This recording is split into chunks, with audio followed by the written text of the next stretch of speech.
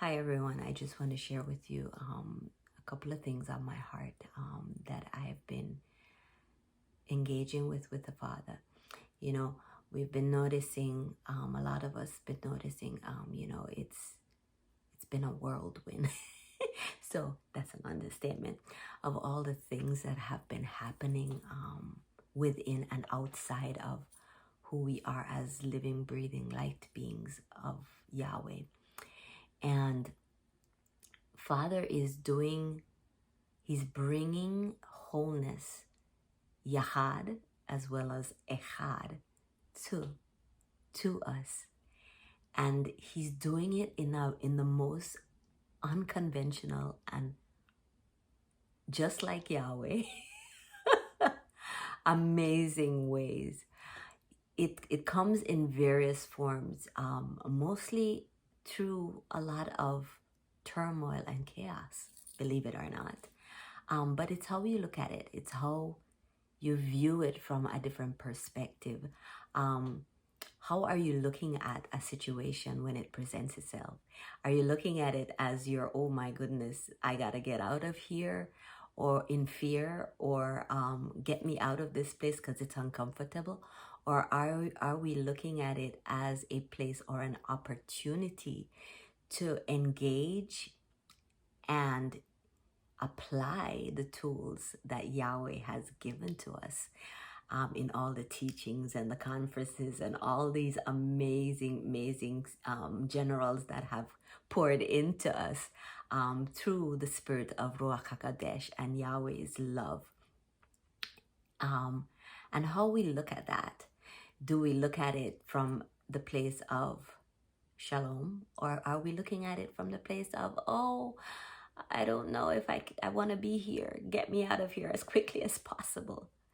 And I know it's difficult, and I know it's hard because we too have been faced with various different things over the years. But one thing always remains, it's the Father's goodness. His goodness. He is good regardless of whatever state we're in. And I think that is one of the major keys here, in that Father doesn't want us to go through all these things, but he wants us to grow. He wants us to mature. He wants us to flourish. And sometimes, likened it to a forest fire per se. The forest fire comes and it burns away all the trees. So, but then guess what happens? It's catastrophic. But what happens after? Afterward, the ground is cultivated and it causes new life to come forth, even more stronger, even better than before. And this is what Father is saying. He is calling us to be overcomers. And we're living in the times of Revelation 12:11, where they love not their lives unto death. Meaning, we die to self. We die to all the things, our expectations. We die to all the things that the boxes that we've created, and our expectations and our truths about what we think and our justice and we die to all of that. We die to self and we embrace instead Yahweh's truth, justice, goodness, kindness, compassion. We embrace all the parts of Yahweh that he is to us as the multifaceted diamond of Yahweh in him. So, instead of looking at our circumstances as being, oh, let me get out of here, I don't want to go through this, and we kick our feet against the goads, let's embrace it and look for the treasures of what Father is actually depositing in that situation that you might not even realize that's there because you're so wrapped up and distracted about the circumstances that you cannot see what the treasure the Father is actually showing to you. And you know what, friends? One thing I've learned in life, that all these hardships, they build your character. They build who you are in Yahweh. It solidifies your faith, and you have a hope, and you have hope, and you have so much that the Father has for you, that He's just waiting for you to unearth those little treasures that He wants to bestow on in your life and through you and around you, because we are seeing the sons being revealed. Isn't that awesome? We're living in a day where the sons are being revealed.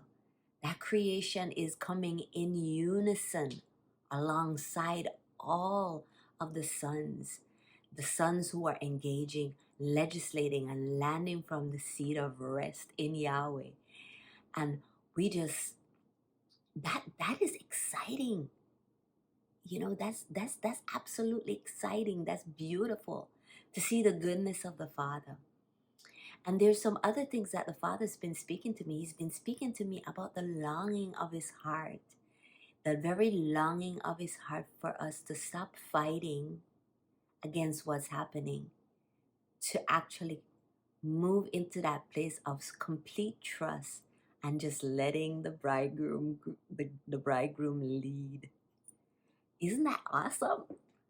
Because guess what? When He leads, by you just being who you are in Him, and allowing those frequency of who you are as a son to resonate in all creation, the very frequency, the very sound of heaven will be revealed here in you and through you out into the earth, to create a shift of cosmic a cosmic shift in such a way that we'll see these things. Isn't it exciting what Father is doing? He's revealing stuff within the heavens, within even the James Webb telescope being released recently, and us seeing those images of His goodness and planets and time, and and time has accelerated at a faster speed in order for things to align and be positioned the way it should be. So friends, think on all of these things. I know I've said a lot.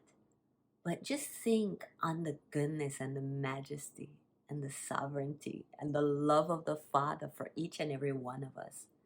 And keep going above and not below. And keep hooking your eye into His being, listening to His heartbeat, and continuously walk as deep calls out to deep. Walk in it. Enjoy the process. Enjoy the treasures of what He is bestowing in you, and just be. Shalom and shalom.